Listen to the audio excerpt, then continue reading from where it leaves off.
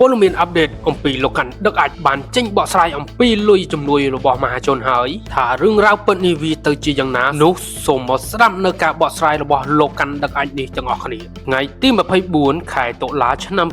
2025ដោយសារតែមានមហាជនមានការងើយឆ្ងល់ហើយនឹងការរិះគន់ច្រើនពេកទើបលោកជ្រើសរើសថ្ងៃនេះមកធ្វើជាការថ្លែងសារកថាដើម្បីបកស្រាយដល់មហាជនហើយនៅក្នុងនោះមាននារីដែលមានឈ្មោះថាអៃឆណុកដែលមិនទុកបង្អន់ពេលយូរនោះទេគឺដាក់សំណួរភ្លាមវាយទៅលើលោកកាន់ដឹកអាចនេះតែម្ដងដែលសំណួរដំបូងដែលនាងសួរទៅថាហេតុអ្វីបានលោកកាន់មិនព្រមប្រាប់ពីដំបូងថាលោកកាន់មិនមែនជាប្រធានដែលទៅធ្វើការទទួលលុយជំនួយនោះទេគឺជាអ្នកផ្សេងដែលនៅពីក្រោយទទួលលុយជំនួយនេះហើយអ្នកដែលទទួលលុយជំនួយនេះដែលមានឈ្មោះថាអ៊ីបហើយអ្វីបានមិនព្រមបង្ហាញឈ្មោះជាសាធារណៈថានាងជាអ្នកទទួលលុយជំនួយនេះហើយសំណួរដែលចាក់ដបបំផុតនោះគឺថាហេតុអ្វីនាងកំពុងតែឲ្យលោកកាន់ដឹកអាចនេះធ្វើជា presenter ដែលប្រម៉ូទទទួលលុយជំនួយមែនទេតែផលប្រយោជន៍គឺនាងជាអ្នកទទួលមែនទេហើយនាងក៏បានឆ្លើយតបមកវិញផងដែរថានាងមិនបានលាក់បាំងឬអ្វីនោះឡើយនាងគ្រាន់តែគិតថាវាគ្មានអ្នកណាដែលចាំមកធ្វើឬក៏មកដឹងថាអ្នកណាជាប្រធានឬក៏អត់ទេនាងត្រឹមតែគិតថា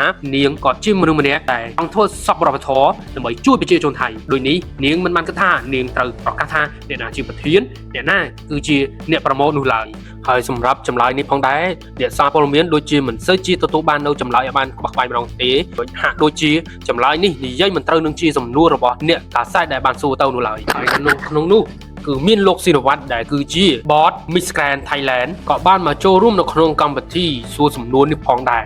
ហើយបើថាគាត់បានជន់ហើយគឺជន់មិនឲ្យងើបរួចនោះឡើយហើយអ្នកនាងដែលឈ្មោះថាអ៊ីបហើយនឹងលោកកាន់ដឹកអាចសឹងតែមិនអាចឆ្លើយនឹងសំណួររបស់លោកស៊ីរវត្តនេះបានទេប៉ុន្តែសំណួរដែលគាត់សួរហើយគេរៀមនឹងឆ្លើយគឺគាត់សួរទៅថែមទៀតដោយគេមិនអាចឆ្លើយទាន់នឹងគាត់បានឡើយហើយក៏មានសួរទៅលោកកាន់ដឹកអាចនោះទៀតដែរថាតើលោកកាន់ដឹកអាចមានពាក់ព័ន្ធជាមួយអ្នកនយោបាយប្រទេសថៃដែរឬទេ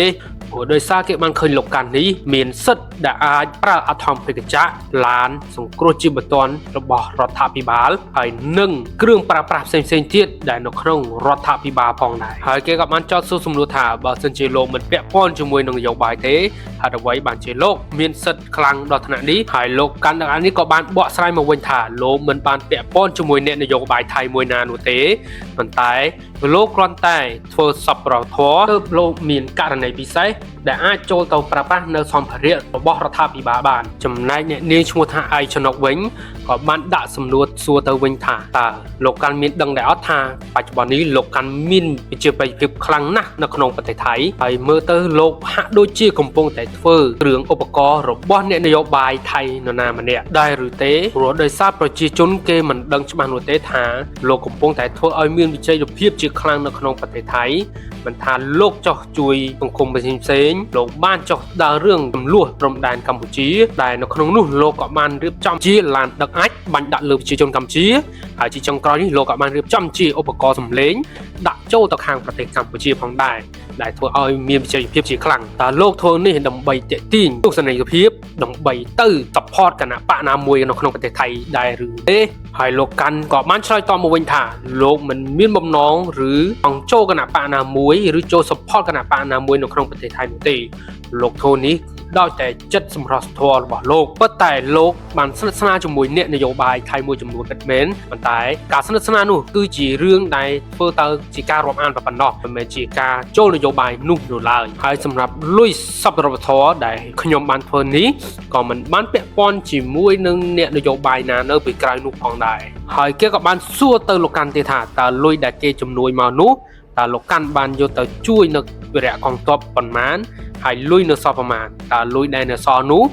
អាចពាក់ព័ន្ធជាមួយអ្នកនយោបាយដើម្បីយកលុយទៅប្រើប្រាស់នៅក្នុងគណៈបកហើយលោកកាន់ដឹកអាចនេះក៏បានឆ្លើយមកវិញទៀតថាมันមានករណីនឹងឡើយសម្រាប់លុយចំនួនដែលមហាជនបានជួយមកនេះគឺមាននៅគ្រប់ចំនួនទាំងអស់លោកនឹងធ្វើការបកស្រាយថាលុយដែលជំនួយទៅបានប៉ុន្មានហើយលុយនៅសល់ប្រមាណហើយនឹងត្រូវប្រើប្រាស់ទៀតប៉ុន្មានហើយអ្នកនាងអៃឆណុកនៅមិនទាន់អស់ចិត្តនោះទេក៏ចោទសំណួរទៅសួរទៀតថាបើសិនជាលោកកាន់មិនបាននៅគណៈបកណាមួយមែនហើយអ្វីបានជាលោកកាន់ចោទទៅគណៈបកអ្នកនោះគឺអត់ល្អ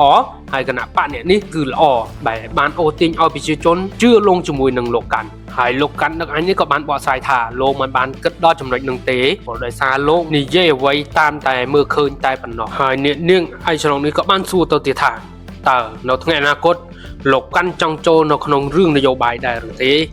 ហើយលោកកាន់ក៏បានឆ្លើយតបភ្លាមៗថាលោកមិនធ្លាប់គិតថាចង់នឹងចូលរឿងនយោបាយនោះឡើយហើយពាក់ព័ន្ធជាមួយនឹងលុយជំនួយរបស់មហាជន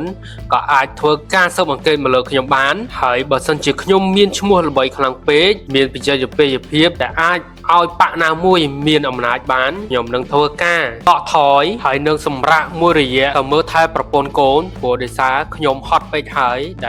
ដែលចំណាយពេលវេលាមកលើការស្រឡាញ់ជាតិដែលមិនមានពេលចំណាយទៅលើប្រពន្ធកូននោះឡើយបែបនេះខ្ញុំក៏សូមអរគុណអ្នកដែលស្រឡាញ់ខ្ញុំហើយនឹងអ្នកដែលមិនស្រឡាញ់ខ្ញុំផងដែរហើយអ្នកទាំងអស់គ្នាយល់យ៉ាងណាដែរចំពោះលោកកាន់ដឹកអាចនេះតើអ្នកគិតទាំងអស់គ្នាគិតថាតើសមមុខដែរឬទេដែលបានកើតរឿងបែបនេះបើតាមខ្ញុំគិតថាវាមិនមែនធ្វើដើម្បីស្រឡាញ់ជាតិនោះទេគឺដើម្បីផលប្រយោជន៍របស់វាតែប៉ុណ្ណោះហើយសម្រាប់វីដេអូនេះបើសិនជាមានអ្នកចូលចិត្តសូមជួយចុច like ហើយនិងចុច subscribe ដើម្បីផ្ដល់កម្លាំងចិត្តឲ្យខ្ញុំបាទធ្វើវីដេអូបន្តពាក់ព័ន្ធជាមួយលោកកាន់ដឹកអាចនេះបន្តទៀតសូមអរគុណ